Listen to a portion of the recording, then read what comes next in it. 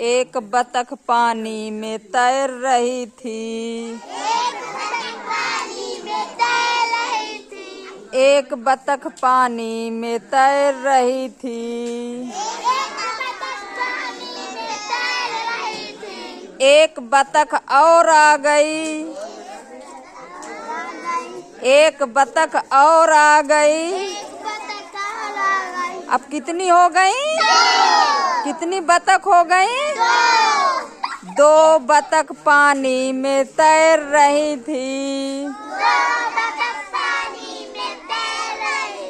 दो बतख पानी में तैर रही थी।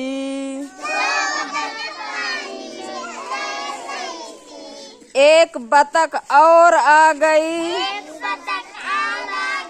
एक बतख और आ गई। अब कितनी हो गई? तीन। कितनी हो गई? तीन बतख पानी में तैर रही थी।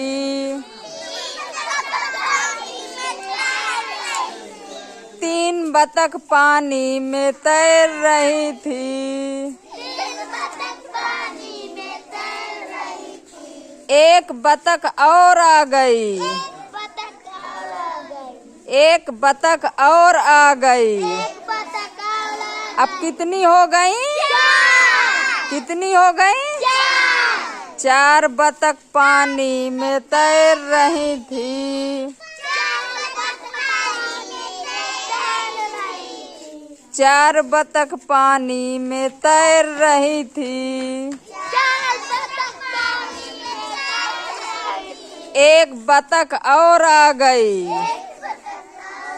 अब कितनी हो गई? पांच। कितनी हो गई?